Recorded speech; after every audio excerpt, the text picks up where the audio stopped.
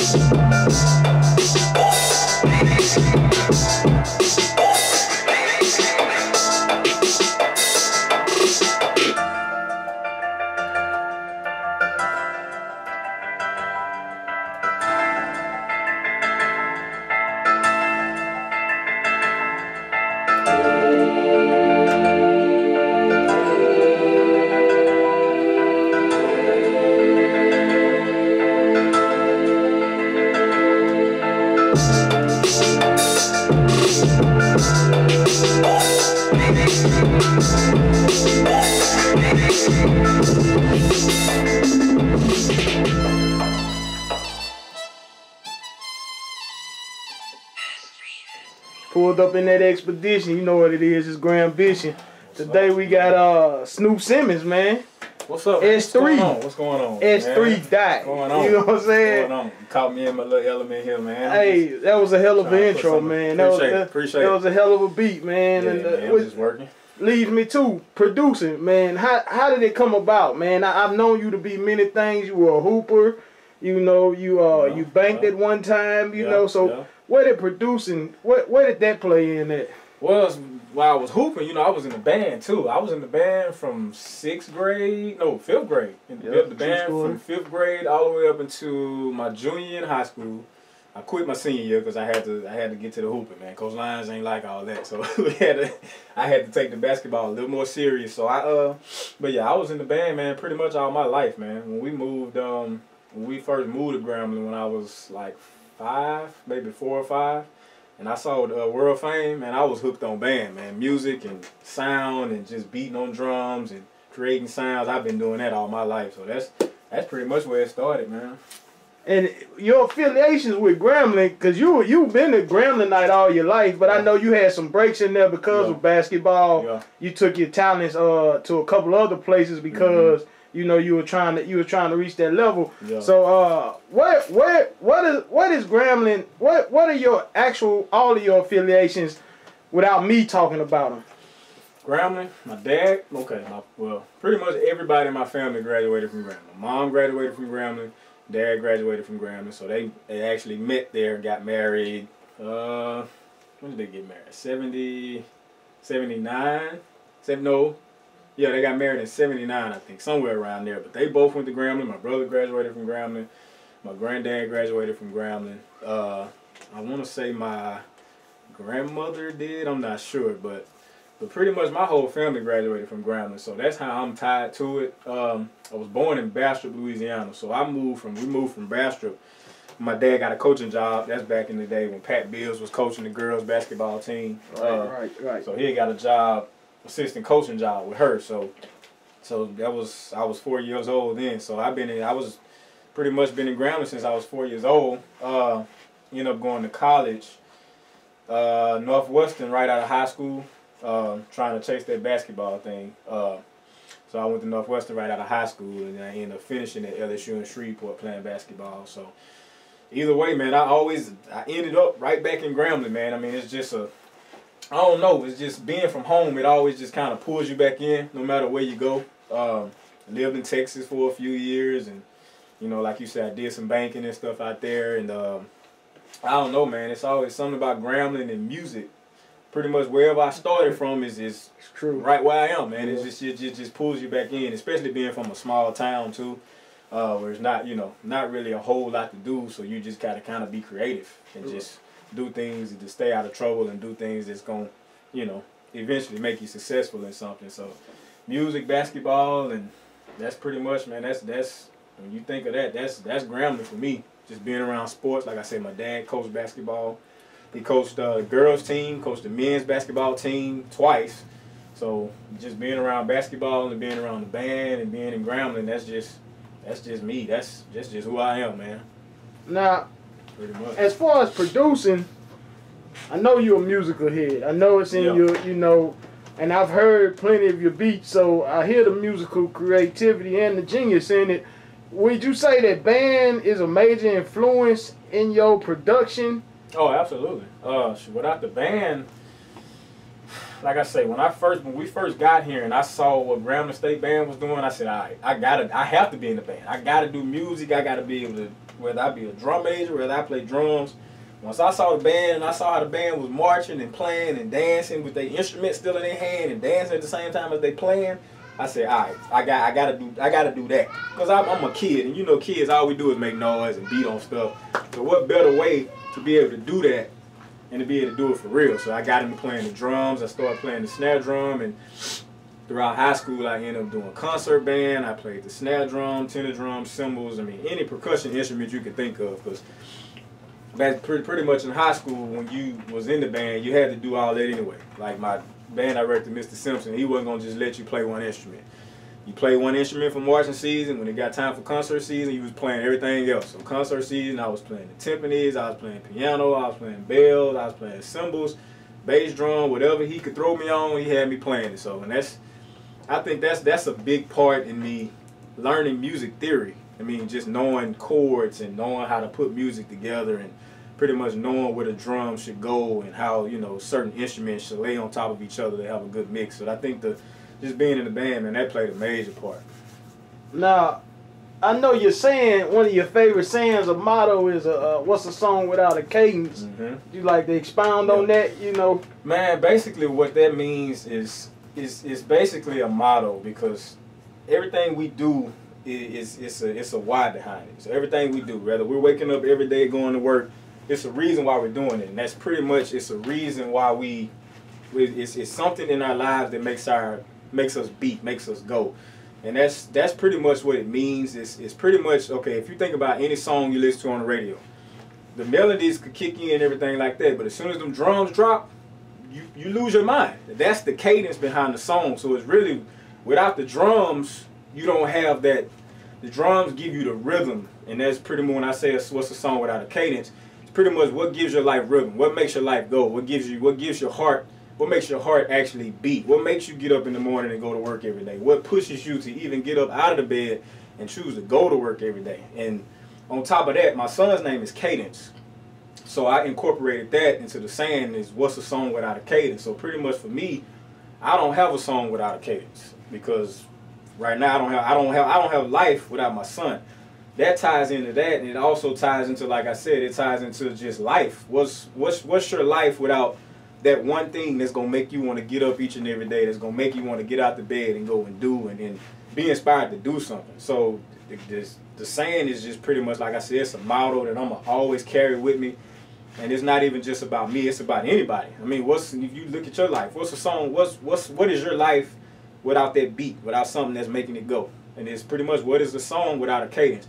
And also with a cadence, if you're not familiar with cadences is the drum beat. Like when you're in a marching band, the drum beat that the band is marching to, that's called a cadence. So another way to tie that into, if the drums are not playing a cadence, then what the band gonna march to?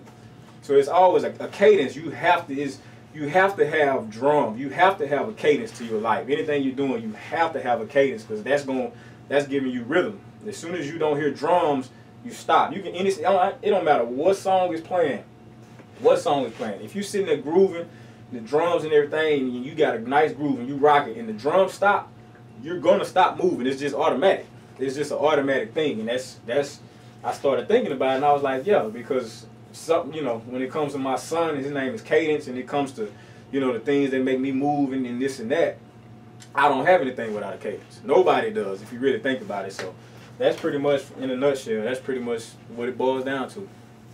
Now, I also notice, you do inspirational videos on your Instagram, and you tie in everything that you do with your daily living from the Fobbs playbook, which I found mighty interesting, because I saw that exact same thing that got you going.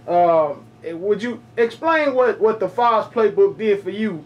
The Fobbs playbook. Now that's an interesting one. Recently, I mean, Grambling, as far as the football team goes, I mean they're killing everybody. I mean it's tremendous. They're having tremendous seasons, and it's all because of the head coach, Broderick Fobbs. And if a lot of people don't know, he actually used to play at Grambling State University, and he played when Eddie Robinson was coaching, and from the point that he came into the system, I mean, he just embedded in those guys. We're gonna be respectful. We're gonna come to work each and every day. We're gonna take everything seriously, and we're gonna come to work, and we're not gonna. It's just the way he approached life. And I started reading it was an article they did in the local newspaper, and it was just talking about how he got to where he is. I mean, a couple of years ago from today, I mean, he was pretty much sleeping on people's couches. I mean, he didn't have, his own place to live. He was in and out of coaching jobs, not really knowing what he wanted to do. And within that, he came up with a Fobbs playbook, and it was just pretty much, he just wrote everything out as far as what he planned to do, how he pretty much had already told himself that he was going to be the head coach at Grambling State University. Now, he was doing this at the time when he really had nothing. He didn't have a job. He was, I think if I'm not mistaken, he was borrowing money and stuff from his wife. He was borrowing money from her and just trying to make it. And I just thought that was inspirational, just to see his journey and how he got to where he is just by believing in God and having faith. And pretty much, if you're having a plan and actually writing it down, because any plan that you have, if you don't write it down and be able to look at it every day and tackle it every day, you don't really have anything. So that's the Fobbs playbook is pretty much what I started doing. I started waking up at 4 o'clock. I wake up at 4 o'clock every morning, even on the weekends, just to kind of knock things out and to kind of, get more out of my days. Because, we all got full-time jobs, and, a lot of people make excuses about, well, I don't have time because I have been at work all day, or I'm tired because, I can't clean up and I can't wash the dishes, and I can't chase my dreams because I'm at work all day because I don't have time.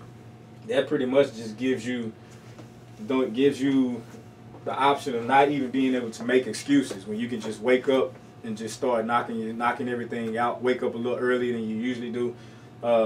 in which for me, I think it's worked out good for me because with a young son, when I get home from work, as you just saw, I can't do nothing. I can't. It's a lot of stuff I try to get done and I can't get done, and it's just, you know, that's human nature. Sometimes we have things going on that just kind of takes away from the time that we want to use to be productive.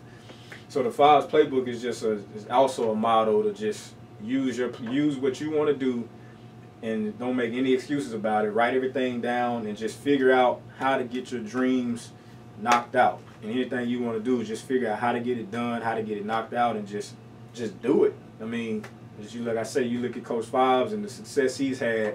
Everything that I'm talking about, that's what he did. He wrote it down. He wrote down from just small nuances to how he wanted his players to dress in practice, where he wanted them to sit, how he wanted them to be at meetings and study hall. He wrote all of that down. He didn't even have a coaching job yet. So that's just, you know, looking at that and reading that just kind of motivated me. And I think it was actually the Sunday after they got back from winning the national championship, I said, that's exactly what I'm going to do. Every morning, I'm going to wake up at 4 o'clock. I'm gonna start developing a website for my music. I'm going to just start doing more stuff to chase my dreams instead of going to work each and every day and then come home and I don't want to do nothing that's going to benefit me and my family. But I want to make excuses and say that I'm tired and I can't get up and go. Well, waking up at 4 o'clock, I can't make no excuses. That's the first task I get done every day. I wake up at 4 o'clock. So that lets me know if I can wake up that early and put my mind in a state to, dang, it's really 4 o'clock in the morning and I'm up. If I can do that, I can do anything. So that, I mean, that's just, you know, that's a model that I have. I'm not saying everybody has to wake up at 4, but for me, it works for me because at 4 o'clock, I'm peaceful, I'm by myself, I don't have any distractions. I can wake up, make sure my son is still asleep, make sure my wife, everybody's okay, my house, I can check my house, inspect my house, make sure everything is good. And that's just a time for peace, to be able to, you know, think about what I need to do. I can get up and meditate, I can get up and work out, and I can get up and, you know, do what I need to do as far as my music. So that's Fives Playbook is also another factor that I give to me being successful. Let's turn the tables a little bit and let's talk about when you released Stepping Out on Faith. Since we're gonna piggyback off of, you know, your peace of mind through the Fives Playbook, and you released Stepping Out on Faith, which was a beats mixtape basically. You know, I believe I think I might have freestyled every track you put on there. I might have freestyled to that. Expound on that though. Let the people know what that was about, because I found that pretty interesting. You know, Stepping Out on Faith, man. I forgot about that mixtape. But yeah, that was an instrumental mixtape that I put out. That was a couple years now. I came up with the title because at the time I was kind of tackling with just like quitting my job and saying, you know what, I'm gonna just step out on faith and just quit my job and go ahead and do this music full time, which I'm still trying to get there. But at that time, I was really on the verge of it. But life happens, and you know, certain situations happen. But at the time, yeah, I had put that out, and I just decided I'm gonna just step out on faith and just start releasing more of my music, just start putting myself more out there, because at the time I wasn't really I kind of wasn't really in the mood to do music. I was just kind of in a funk and didn't know if it was gonna work, or if I'm doing all of this and doing all of that, I'm not really getting much feedback from it. I'm not really getting, people not gravitating to what I'm doing.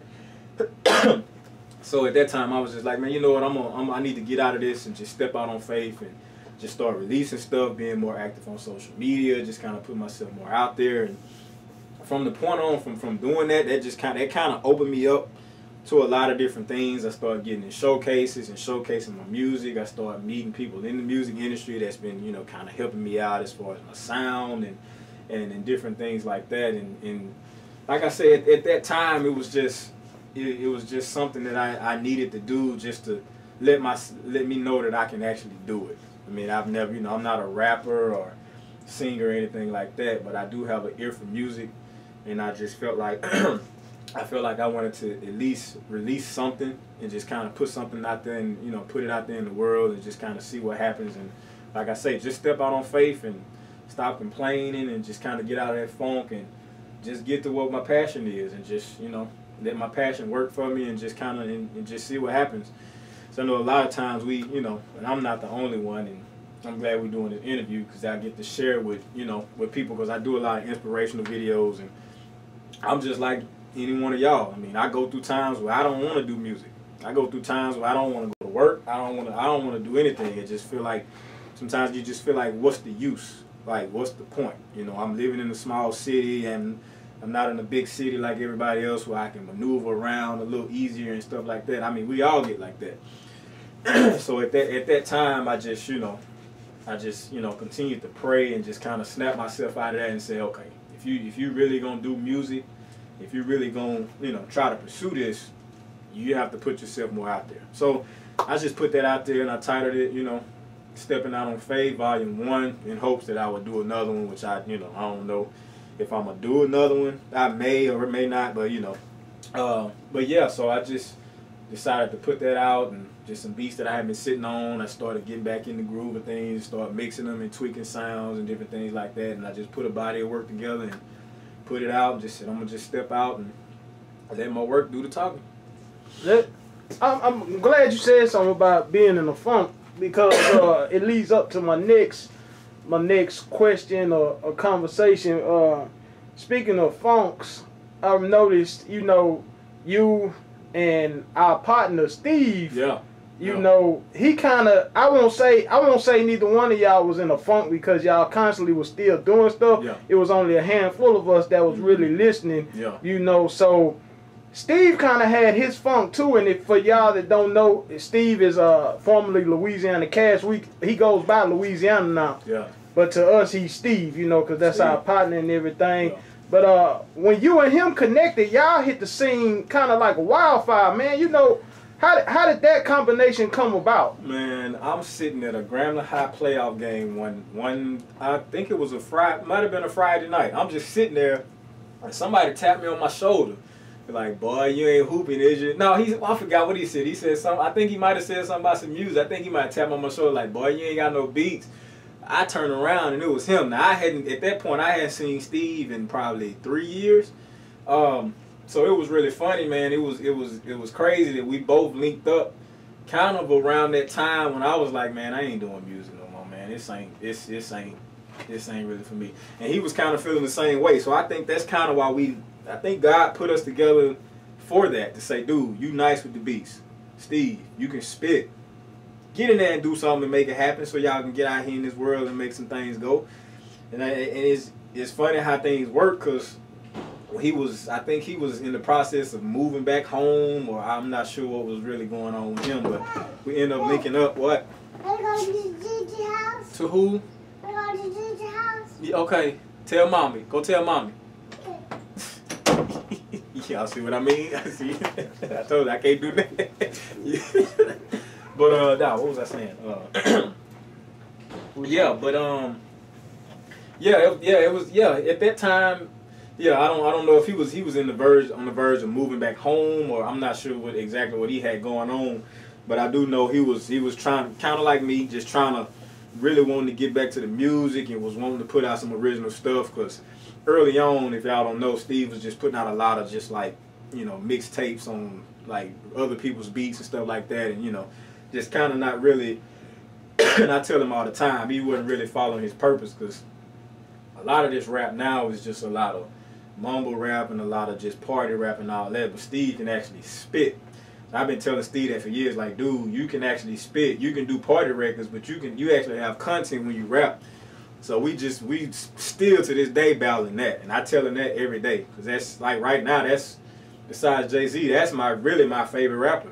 I mean, to be honest, I tell him that all the time. I'm like, dude, you have the potential to really make some noise if you really just put your foot on the gas. And I be telling him all the time, dude, you gotta trust me, because if you I'm gonna always come real, and I'm gonna always put out my best work. If you do the same thing, dude, then it's nothing that we can't do. And that's what I be trying to tell him. That's why I be trying to get to him. So I think as far as us getting together, and mind you, me and Steve, I've known Steve since he was in the 4th grade. So me and Steve have been friends since then. So even when he was Louisiana Cash and we kind of lost touch, I've always looked at him as like one of my little brothers, and I've always, you know, had something positive to say to him, and every time I see him or would bump into him. But yeah, right now we got a project out right now that we put out last year called Back from Boot Camp. I did 7 songs. I think I produced 7 songs on there, and I was kind of like, might as well say kind of executive produced it because, you know, I was kind of hands-on with the whole project as far as putting it out and, you know, arranging the song patterns and all of that. And for the record, Trust and Tempo, those are my favorite songs on that project. I mean, everybody else might like the other stuff, but I'm gonna say Trust for my player reasons and Tempo because that was fire. Yeah, that Tempo, that was funny, man. That tempo came. We did the tempo right in here. He recorded Tempo right there. I ain't got the mic up, but he recorded that right there. Did the beat right here. It was one night he had just came by the house and we was just vibing, and he was just like, and we still say that to this day. And I think that's where we're going musically. And I'm telling you, if y'all give us some time, I'm telling you, we gonna really try to shake it up. But we was talking one night. It was like, man, everything's so slow. Like everything is, the tempo so slowed down, and the tempo with all the music is just so slow. And everybody talking about drugs and they sipping lean. Everything is so slowed down. So man, he was like, man, let's find something that speed. Let's just try to speed the game up. So I was going through a couple of my samples and everything, and I came across one that was slow. But of course, you know, we was gonna speed it up. So I sped it up. And Steve said, man, speed it up some more. I was like, all right, cool. So I chopped it up again, started speeding up a little more. He said, nah, man, speed it up some more. I'm like, at this point, I'm at like 150 BPMs. I'm like, dude, that's fast. But like, are you sure you want to go that fast? Like, man, speed it up, man. So, so I ended up speeding it up. You know what I mean? And the thing about tempo, when you listen to it, you wouldn't even know that he finished writing the song before I even put drums on it. Like, he had already wrote the whole song, both verses and the hook. He had already wrote that. While I'm chopping up the sample, he had already wrote his verses and his hook. So that the way it came together, I mean, it was crazy. And we finished the song that night. And I remember us standing when he was getting ready to leave. It might have been about 2 or 3 in the morning when we finally finished. And I remember telling him, like, yo, I don't know how soon, but tempo might be one of them things. And that's yeah. I told him that. He agreed too, and it's making some noise, and we hadn't really pushed it as much as we should because we still, you know, in the process of doing that. But yeah, I let him know, man. We still talk about it to this day. Like tempo might be one of them. Tempo might be one of them joints get us up out of there. So, but yeah, it was that tempo. That's a fun record too. That was a fun record. I like that one. Now, what's in the future plans for S3 and your production? Do you have anybody you want to work with or you're going to work with? What's the future plans for this? Because I mean, it's undeniable. It's very undeniable. And I mean, you know, me and you didn't even had talks about me getting back in the game. Yeah. You know, to do some things, which I still might. You know, I'm all over the place, but that's neither here nor there. You know, but who you got any idea? Who are you, I know I got an idea who you would want to work with, but who do you plan to work with and things like that? Man, I really want to get the work done with Steve, and I really want to. I want to get us to just continue to do what we're doing, so we can finally put an album out to the. I want me and him to get to a point where it's like all we do every day is work. Kind of like the same vibe T.I. had with the DJ Toon. Who else, man? Who else? The way Future is with Metro right now. Timbaland, which is that's my all-time favorite producer. Timbaland with Missy, the vibe that they had where they was just creating every day, putting stuff out and just having that camaraderie as a unit. I really want to get that. Once I do that, I think that'll kind of be like something I scratch off, you know, like my bucket list. Because I really want to. And the thing is, it's not even about me with Steve. I want to see him, because I mean, he's been through a lot. Because I mean, he's not even a new artist. A lot of y'all don't even know that he's not a new artist by a stretch. But he did have to reinvent himself just due to some circumstances that he went through in his life and with the music career. But at the end of the day, I really want to see that dude win, man. Like that's the biggest thing with me, and that's just as a person, that's just who I am, because it's like I can't always worry about myself, because the big thing is if you're constantly motivating and you're constantly giving to the community and you're constantly helping other people, all that stuff is gonna come back. So I just feel like by me helping Steve and me getting him off the ground and just really we getting to a level to where it's like he's a major artist, and then I can look at him and say, dude, you did that. That's really my #1 goal as far as music. Like taking my homeboy, the dude I've known all my life, and just making something out of what we're doing and just make it so big to the point where it's like, dude, I can't even reach him now. I don't know where he at. But I just want him to win so bad, because it's like I tell him all the time, he's like one of the only guys, especially around here, that can actually rap. Like he has a lot of substance. He's been through a lot in his life. He has a lot to talk about. And his pen game is immaculate. I mean, he can actually sit and write that down. He can come up with some great songs. And I really want him to just believe in me and just let me and us just me and him both just take that to the next level, so I can look at him and he can look at me and say, dude, we did this. Like we really, dude, you was right. We did it. And that'll be good for me. But aside from that, I'm willing to work with anybody. The thing about me is I'm willing to work with people that actually want to work with me, though, because it's a lot. You know, the music industry is just, you know, from the little time that I spent in the music industry, a lot of people want something for nothing, and they say they want to rap, or they say they want to do this and do that, but they don't never come out of the studio. I may email them, they don't email back. Communication is always just like hit and miss, and that's just, you know, it's got to be the right kind of vibe with a person, because you can tell that somebody's serious about what they're doing just by the way they talk and the way they move. And a lot of different people are doing things for the wrong reasons. Like for me, the sole reason why I want to do music and be successful at it is just to create a platform for me to do other things. Like music is not all I want to do.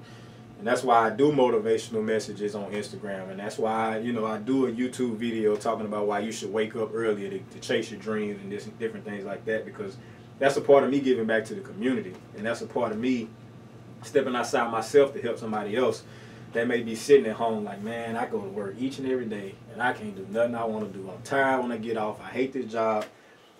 So I'm just kind of like I'm kind of in the middle of people like that, because I'm doing the same thing, but at the same time I'm telling them like, yo, you can still do all of this and work and have a full-time job and still find time to do everything that you need to do until you start, you know, getting to a level where you can start turning your dreams into your actual passion and your paycheck. So that's a platform that I want to create, because I want to be able to talk to the youth and explain that to them, because a lot of the youth see all the stuff on TV, the Instagram and all of that stuff, and that's immediately what they want, but they don't want to work for it. They don't know anything about the work ethic or what it takes to go through your ups and downs, or to hit those pitfalls where it's like, man, I quit, man, I ain't finna deal with this, or just go through life, or you know, suddenly have a kid or something, and you ain't got the money to do what you want to do. And I'm just, the platform that I want to create is you can do everything you want to do. Especially with the social media we have now, you can reach anybody. If I wanted to talk to Timberland, I could DM Timberland right now. You need to go straight to him. Now he ain't gonna hit me back because he's Timberland, but that's the point I'm making. I mean, anything you want to do, you can do it through the powers of social media. I mean, we got YouTube. You can pull up anything that you don't know how to do. You can pull it up. There's also books. Start opening your books. You gotta get into the books too. You gotta read and understand a lot of stuff that you don't understand. A lot of that stuff is in books. Like today, I was reading a book about the music business. Now, I know a little bit. I ain't gonna say I know a whole lot, but I know quite a bit about the music industry. But that's not gonna stop me from continuing to learn the stuff that I don't know about the music industry. And that's kind of like the platform I want to do as far as just educating the youth, man. It's the young kids. Like we gotta, if we can get to them that can change a whole lot that's going on, because that's who's gonna step over us once we get to be old and dead and gone, and then that's gonna be the generation that's gonna lead the world. If they don't have nothing to fall on, they don't have a foundation to educate themselves or to even put their minds in the right space to be successful, then we don't have anything. That's actually a part of the cadence. Like your cadence should be, okay, I'm waking up each and every day because I got this responsibility for me, not only me, but for my family, for everything that I have going on. I have a responsibility to get off my butt and do what I need to do to set an example for the youth so they can see that I'm actually doing that. Because if they don't see me doing it and all they see is the rappers and everybody flossing and throwing cash, if that's all they see and they don't even know what goes on behind the scenes with that, then they don't really have anything to fall back on. And they don't, you know, that when you do that, that helps to build work ethic within the youth, and not even the youth, with the adults too, because there's some adults out there lazy as I don't know what. They don't want to do nothing with themselves either. And it's you know, I don't know, man. That's just, like I say, as far as the music, I want to do music and be successful in it. And like I said, I want to use that to just create a platform to be able to speak and to be able to go to different, you know, speaking engagements, to talk to kids, let them know that it's, you know, whatever you're doing right now or whatever you think you want to do in your future, do it now. And we're going to end it, what does Grambling mean to you? Man, Grambling is my life, man. Grambling is where it all started for me. Band, basketball, my cadence. That's what it means to me, man. And I think it's been beneficial to me as far as the way I was raised and my mindset, because coming out of a small city, small town, whatever you want to call Grambling, that's going to give you work ethic to want to go. Because, I mean, like I said, we don't have all the, we don't have anything that the big city has. All we have is ambition. It's in Grambling, so that's Grambition, man. That's all we got. Hey, man, pleasure having you, man. It was enjoyable, you know. A lot of knowledge, knowledge. Oh, yeah, man. I appreciate it, man. Thanks for having me, man. It's Snoop Simmons. What's the song without a cadence? That's Grambition, man. I'm leaving in that expedition.